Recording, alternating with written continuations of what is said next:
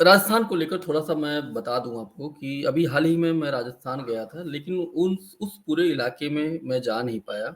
मैं अलवर गया, अलवर से दौसा, टोंक और फिर अजमेर, अजमेर से जयपुर, फिर वापस आ गया। उधर बीकानेर उधर बाड़मेर साइड में जोधपुर साइड में मेरा जाना नहीं हो पाया।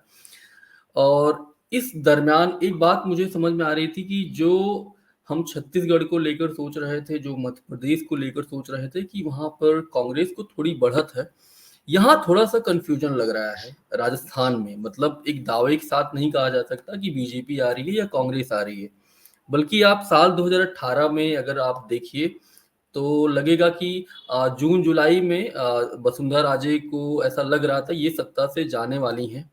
फिर नवंबर, अक्टूबर, नवंबर तक आते-आते ये पूरी तरह यकीन हो गया कि सत्ता से ये चली जाएँगी। लेकिन फिर भी बीजेपी ने काफ़ी कबर वहाँ पर किया और ठीक-ठाक सीटें उन्होंने वहाँ जीत लीं। आज नरेंद्र मोदी बाड़मेर में थे, बायतू विधानसभा में। कैसा रहा दुर्ग सिंह जो कि एक पत्रकार हैं और द बाड़मेर टाइम्स के नाम से अपना यूट्यूब चैनल चलाते हैं और पोर्टल चलाते हैं। कैसा रहा उधर? उनकी सभाओं में जो भीड़ आ, है, जो कुछ बात आपने की होगी? निश्चित तौर पर शैलेंद्र सिंह जी, पहले तो बहुत धन्यवाद कि आपने मुझे आपके प्रतिष्ठित चैनल पर बातचीत के लिए आमंत्रित किया। आज नरेंद्र मोदी बाड़मेर में थे, बाड़मेर के उस इलाके में जो बाड़मेर, बालोतरा, जैसलमेर, सिरोही, जालोर, पाली और जोधपुर के कई हिस्से, इनके हुँ, बीचों बीच इलाका है जहां पर आसानी से सारे लोगों का, चूंकि सेंटर पॉइंट था इसलिए ज्यादा भीड़ उमड़ना लाजमी था। तो यहाँ पर 10 विधानसभाओं के लोगों को आमंत्रित किया गया था। भाजपा की आज बाँछें खिली हुई थी, क्योंकि प्रधानमंत्री के आने के बाद एक तरीके से मृत प्राय हो चुकी जो भाजपा है उसमें आज थोड़ी सी जान आई है। और उनको उम्मीद हुँ, है कि अब वो विपक्षियों के सामने दम ठोकने को तैयार है। और नरेंद्र मोदी हुँ, ने निश्चित तौर पर आज प्राण फूंकने का काम किया है, लेकिन सिर्फ नरेंद्र मोदी से भाजपा की पार नहीं पड़ने वाली है, क्योंकि सामने जो जो कैंडिडेट हैं और जो हुँ, भारतीय जनता पार्टी की स्थितियां बनी, जिस तरीके से टिकट बंटवारे के बाद बागी लोग खड़े हो गए मरुधरा के इस सियासी रण में, इसके बाद से हुँ, ये स्थिति बन गई है कि अब भारतीय जनता पार्टी के लिए डैमेज कंट्रोल करना बड़ा मुश्किल काम हो गया।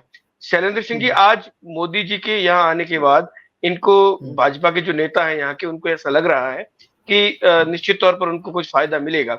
लेकिन हुँ, हाँ, थोड़ा फर्क पड़ेगा, लेकिन जो फर्क की उम्मीद भाजपा कर रही है वो फर्क नहीं पड़ना है, क्योंकि जो स्थानीय मुद्दे हैं, स्थानीय जो एक जातिगत एक फैक्टर है, जो ऐसी जातियां जो टिकट नहीं मिलने के कारण काफी नाराज चल रही हैं, उनके मन मुताबिक टिकट नहीं दिए गए, तो काफी चैलेंजेस हुँ, है। लेकिन भाजपा के लोगों को ये उम्मीद बनती है कि चलो एक ऐसा काम हो गया जिसके बाद पब्लिक के बीच में वो जा सकते हैं, उनको कह सकते हैं कि मोदी जी खुद आए थे। और मोदी जी ने भी आज अपने भाषण के अंतिम करीब 50 मिनट के आसपास जब भाषण चला, उसके अंत में हुँ, एक चीज यहाँ के लोगों से कही कि आप मेरा हुँ, एक काम करें, आप घर घर तक जाएं और घर हुँ, तक घर जाके उनको ये कहें कि नरेंद्र मोदी ने आपको राम राम भेजा है। तो ये कोशिश है, लेकिन इस कोशिश में कितनी कामयाब पार्टी हो पाती है, ये अब भविष्य की जो उनकी रणनीति बनेगी उस पे डिपेंड करता है। लेकिन एक बात तय है कि वेस्टर्न राजस्थान में इस बार भाजपा बहुत कमजोर आज दिन तक थी। अब हुँ, मोदी के आने के बाद क्या इफेक्ट कल देखने को मिलेगा, वो हुँ। अभी भविष्य के गर्भ में है। प्रधानमंत्री नरेंद्र मोदी जहाँ भी जाते हैं, जहाँ उनकी सभा होती है, तो अपने पुराने कार्यकर्ताओं या उस जिले के या उस पूरे एरिये के कोई उनका कार्यकर्ता है, कोई नेता है, उसको याद करते हैं। बाड़मेर गए थे, क्या उन्होंने दिवंगत जसवंत सिंह का नाम लिया, उनको याद किया, मन से कुछ ऐसा उनके बारे में बोला? नहीं, ये उम्मीद की जा रही थी शैलेंद्र जी, हम पत्रकार भी उम्मीद कर रहे थे और स्थानीय जो यहाँ के जो लोग थे वो भी उम्मीद हुँ, कर रहे थे कि, क्योंकि इससे पहले प्रधानमंत्री मोदी आए थे यहाँ पर रिफाइनरी का लोकार्पण करने के लिए, माफ हुँ, करें, शिलान्यास करने के लिए, जिन्होंने, जिसके बाद ये मोदी जी की स्टाइल काफी प्रसिद्ध हुई कि वो यहाँ के लोकल नेताओं से काफी उनके फैन है, जसवंत सिंह को वो बहुत काबिल नेता मानते थे। साथ ही साथ हुँ, उनका एक हर भाषण में, जो मैंने उनकी 3 से 4 सभाएं वेस्टर्न राजस्थान में कवर की है अब तक, उनमें एक चीज वो देखते हैं कि वहां के लोक देवता जो है हर जाति के हिसाब से, उन सारे लोक देवताओं को याद करते हैं। लेकिन आज उन्होंने लोक देवताओं को याद तो जरूर किया, स्थानीय जो यहाँ की जो कास्ट है उनको अपने साथ ऐड करने की कोशिश जरूर की, लेकिन किसी भी नेता का जिक्र यहाँ पर नहीं किया। उन्होंने यहाँ पर महिलाओं के लिए जो जो काम एनडीए गवर्नमेंट ने इन दो टेन्योर में किए, इसका यहाँ पर बार बार जिक्र किया। उन्होंने कहा कि हमने महिलाओं के लिए, मातृशक्ति के लिए धुएं से उनको मुक्ति दिलाई, उनके लिए हमने शौचालय करोड़ों की तादाद में यहाँ पर बनाए। तो जो पुराने अतीत के जो काम है वो यहाँ पर गिनाए गए, लेकिन किसी भी अतीत के ऐसे नेता का या फिर इस इलाके में जिनका नाम कई दशकों तक रहा, ऐसे किसी नेता का यहाँ पर जिक्र आज उन्होंने नहीं किया। अभी जो पूरी राजस्थान की जो पूरी सियासत है, जिस तरह वो स्पीच दे रहे हैं, पेपर लीक का मामला उठा रहे हैं और लाल डायरी का जिक्र कर रहे हैं, और वे उदयपुर में जो घटना हुई थी कन्हैया लाल वाला, उसका जिक्र कर रहे हैं। यहाँ तक उसका जिक्र उन्होंने मध्य प्रदेश में भी कर दिया है। क्या ये जो सांप्रदायिक ध्रुवीकरण जो वहां दिखाई देता है, बीजेपी जो कर रही है राजस्थान में, आज ही जो अलवर के जो सांसद हैं जिनको तिजारा से बीजेपी ने उम्मीदवार बनाया है, उन्होंने कहा कि भारत पाकिस्तान का मुकाबला है, उनकी तरफ कितने लोग हैं। क्या इसका असर बॉर्डर पर पड़ता है? क्योंकि हमारा जो हिंदी बेल्ट है, हम लोग जो यूपी के हैं और खासतौर पर पूर्वी उत्तर प्रदेश के हैं, छोटी छोटी चीजें, खासतौर पर जो एक पोलराइजेशन का जो इफेक्ट होता है वो ज्यादा होता है।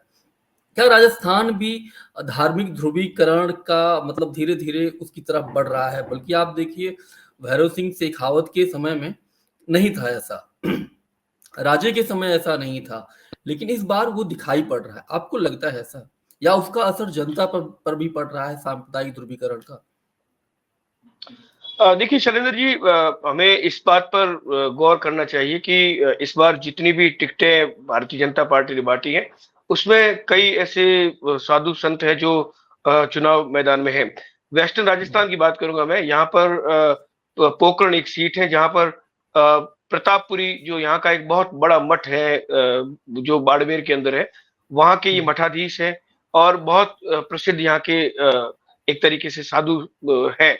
और उनके सामने चुनाव लड़ रहे साले मोहम्मद, जो वर्तमान में गहलोत सरकार के अंदर मंत्री भी हैं और मुसलमान संप्रदाय के धर्म गुरु भी माने जाते हैं। तो यहाँ पर दोनों पोकरण सीट पर आमने सामने है। उधर जैसा आपने पहले जिक्र किया, बालकनाथ का तिजारा में जो जिस तरीके से एक उनको उतारा गया है, जो एक बहुत बड़ा कार्ड खेला गया है, तो निश्चित तौर पर वेस्टर्न राजस्थान में अब तक धार्मिक आधार पर राजनीति नहीं होती थी, लेकिन पिछले एक दशक से ऐसा दिखा है जैसे पोकरण का जो चुनाव है, पिछली बार भी एक धर्म युद्ध के रूप में यहाँ पर लड़ा गया, दोनों तरफ से, न एक तरफ से नहीं, दोनों तरफ से।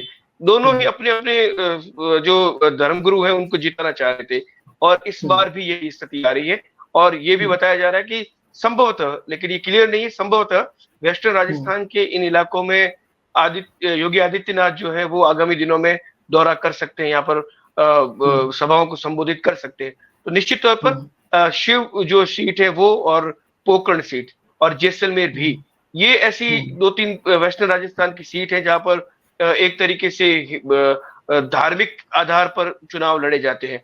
और इसके साथ मैं एक और चीज ऐड करूंगा, वेस्टर्न राजस्थान की राजनीति का एक इतिहास रहा है, एक अतीत रहा है कि यहाँ पर कास्टिज, जाति के आधार पर जो राजनीति है वो जबरदस्त तरीके से होती है। यहाँ पर एसटी एससी जो एक दलित समुदाय का वोट बैंक है वो बहुत बड़ा वोट बैंक है। यहाँ पर अल्पसंख्यक वर्ग का वोट बैंक है वो बहुत बड़ा वोट बैंक है। साथ ही साथ यहाँ पर किसान कौम कही जाने वाली जाट कम्युनिटी जो है, इसका एक बहुत बड़ा वोट बैंक है। तो इनका सीधे तौर पर वेस्टर्न राजस्थान की राजनीति में यहाँ पर सीधा दखल रहता है। और यहाँ पर ये जो तीन जातियां एकत्रित होकर, एक राय होकर जिस पार्टी के साथ जाती है वेस्टर्न राजस्थान में, उस पार्टी को बहुत ज्यादा फायदा होता है। तो यहाँ पर ये कहना बिल्कुल सही होगा कि जाति और धर्म अगर इस इलाके से निकाल दिए जाए तो मुझे नहीं लगता कि राजनीति का कोई बेस यहाँ पर रहता है, क्योंकि यहाँ पे बहुत बड़े मुद्दे हैं। आप अगर बाड़मेर की बात करें, जैसलमेर की बात करें, तो ये विश्व के सबसे बड़े रेगिस्तान में से एक थार डेजर्ट का एक पार्ट है, जो आधे से ज्यादा भारत के अंदर और आधे से ज्यादा सिंध सूबा जो पाकिस्तान में, वहां पर फैला हुआ है। यहाँ पर इतनी दुश्वारियां हैं जिसकी हद नहीं है। आप यहाँ पर सड़क मार्ग से लगा के, यहाँ पर पेयजल से लगाकर, यहाँ पर जो दूसरी बुनियादी सुविधा है उससे लगाकर, यहाँ पर डेजर्ट नेशनल पार्क का एक मुद्दा था, उससे लगाकर, ऐसे कई मुद्दे जिसमें आम आवाम पूरी तरीके से हकों से महरूम है।